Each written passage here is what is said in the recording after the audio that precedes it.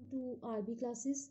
चलिए स्टार्ट करते हैं एक्सरसाइज 1.2 का क्वेश्चन नंबर 5। तो क्वेश्चन नंबर 5 क्या कह रहा है?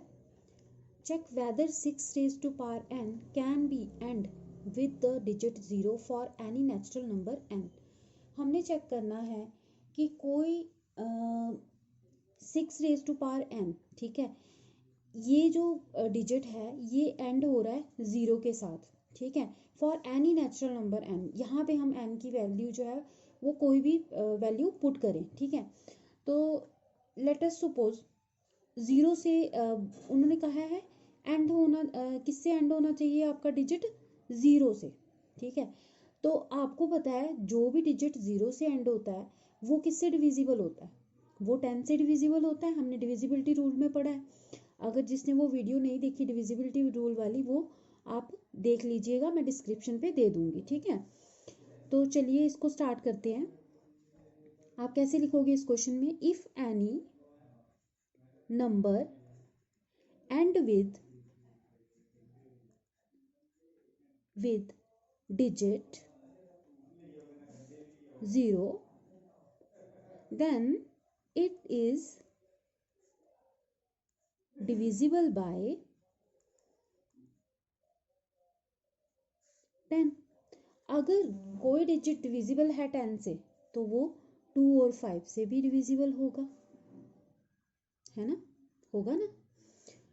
अब सबसे पहले हम यहाँ पे करेंगे, आपको पता है जो 10 है, 10 की प्राइम फैक्टराइजेशन क्या होगी? 2 × 5, है ना? इसी तरीके से 6 raised to power n की प्राइम फैक्टराइजेशन क्या होगी? 2 × 3 की पावर n, ठीक है। अब यहाँ पे आप कंपेयर करो, यहाँ पे ये 2 और ये 2 कॉमन आ रहा है ना? लेकिन यहाँ पे इसकी फैक्टराइजेशन में ये 5 नहीं आ रहा, नहीं ना आ रहा। तो इसी बेस पे हम बोल सकते हैं कि 5 जो है वो 5 is not prime factor of 6 raised to power n. So 6 raised to power n not divisible by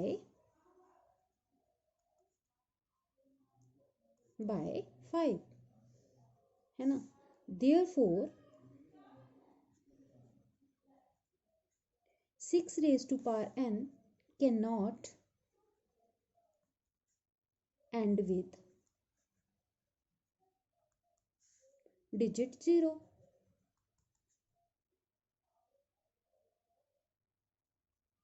ठीक है।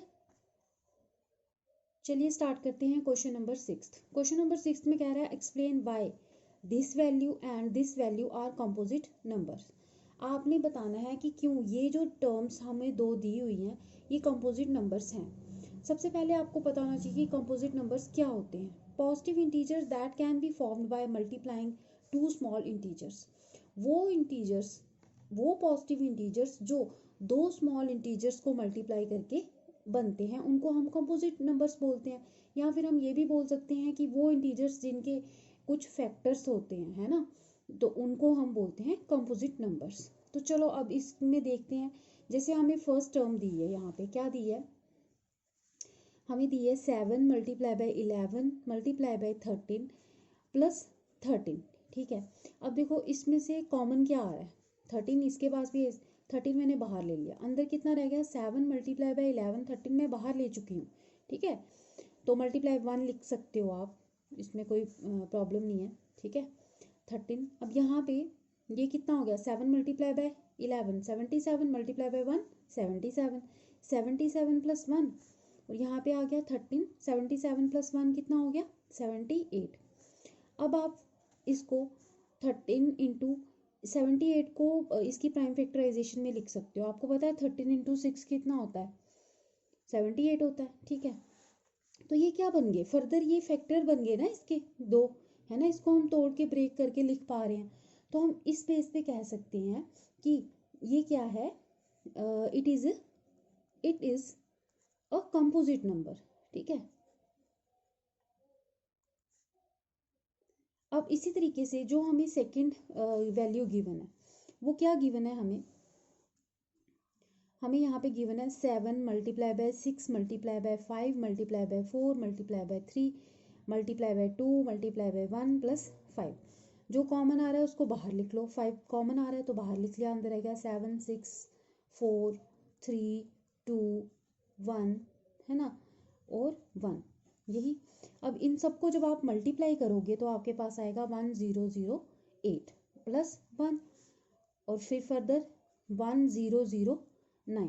तो ये भी क्या है, अब यहाँ पे ब्रैकेट है, इसका क्या मतलब है कि ये इसके साथ क्या हो रहा है, मल्टीप्लाई हो रहा है, ठीक है। तो ये भी तो इसके फैक्टर ही हैं इस पूरी टर्म के, है ना।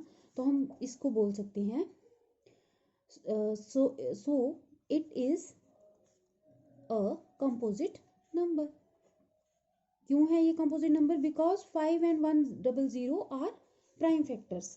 यहाँ पे भी हम बोल सकते हैं 13 और 6 are prime factors, that's why it is a composite numbers. तो चलिए क्वेश्चन नंबर 7 भी स्टार्ट कर लेते हैं। ये थोड़ा लेंथी था इसलिए मैंने इसको लिखा नहीं है, ये मैं बुक से ही रीड कर लूँगी, ठीक है। There is a circular path around a sports field. एक सर्कुलर पाथ है अराउंड स्पोर्ट्स फील्ड के इर्द गिर्द। Sonia takes 18 minutes to drive 1 round of the field. उस फील्ड को ड्राइव करने में, मतलब उसको घूमने में, पूरा एक राउंड लेने में सोनिया 18 minutes ले रही है। While Ravi takes 12 minutes for the same distance cover करने के लिए रवि कितना टाइम ले रहा है, 12 minutes। Suppose they both start at the same point at the same time and go in the same direction. वो कह रहा है कि सपोज करो कि उन दोनों ने एक ही टाइम पे और एक ही पॉइंट से भागना स्टार्ट किया था and go in same direction, same ही डायरेक्शन में वो गए थे। After how many minutes will they meet again at the starting point. तो स्टार्टिंग पॉइंट में वो दोबारा अपनी जो एक राउंड कंप्लीट करने के बाद दोबारा वो कितने टाइम के बाद मिलेंगे उस स्टार्टिंग पॉइंट पे, ये आपका क्वेश्चन है। थोड़ा सा मैं यहाँ पे बता देती हूँ आपको कि ये आपका सर्कुलर फील्ड है, ठीक है। सपोज करो यहाँ से इस पॉइंट से सोनिया ने भी और रवि ने भी चलना स्टार्ट किया था, ठीक है। ये पूरा उन्होंने एक राउंड लिया, लेकिन सोनिया ने यहाँ पे कितना टाइम लिया है, 18 मिनट्स लिए हैं, और रवि ने कितना लिया है, 12 मिनट्स लिए हैं। तो बोल रहा है कि ये पूरा राउंड कवर करने के बाद दोनों दोबारा इसी पॉइंट पे कितने टाइम के बाद मिलेंगे, ठीक है। स्टार्टिंग पॉइंट पे वो कितने टाइम के बाद यहाँ पे दोबारा मिलेंगे। तो क्या होगा, देखो हमने कुछ नहीं करना इस क्वेश्चन में, ये जो हमें दोनों टाइम दिए है ना, इन दोनों को की प्राइम फैक्टराइजेशन करो, ठीक है। हम यहाँ पे क्या करेंगे, टेक एलसीएम ऑफ 18 और 12, ठीक है। तो कर लो, 18 आपको पता है, 2 9 जा 18, 3 3 जा है ना 9, और यहाँ पे 12 है, 2 6 जा 2 3 जा है ना। तो आपके पास क्या आ गया, 18 के क्या आ गए फैक्टर, 2 इंटू 3 इंटू 3, और 12 के कितने आ गए, 2 इंटू 2 इंटू 3, ठीक है। तो आप एलसीएम कैसे लोगे, यहाँ पे जो तो सेम है ना, इसके पास भी इसके पास, उसको एक ही बार लिखो, बाकी वालों को लिखो 3 इंटू, हाँ एक चीज़ और है, यहाँ पे ये 3 भी कॉमन है ना, इसके पास भी है इसके पास भी है, वो भी एक ही बार लिखोगे, बाकी ये 3 और ये 3 2 तो आपको लिखना पड़ेगा, ठीक है। तो जब मल्टीप्लाई करोगे तो कितना आ जाएगा, 2 3 जा 6, 2 3 जा 6, 6 6 जा 36। तो यही आपका होगा टाइम, कि इतने टाइम के बाद वो आपस में दोबारा, मतलब इतने टाइम के बाद वो स्टार्टिंग पॉइंट पे मीट करेंगे, ठीक है। तो यही था आपका क्वेश्चन नंबर 7, और इसी के साथ ये एक्सरसाइज भी आपकी कंप्लीट हुई। Thank you.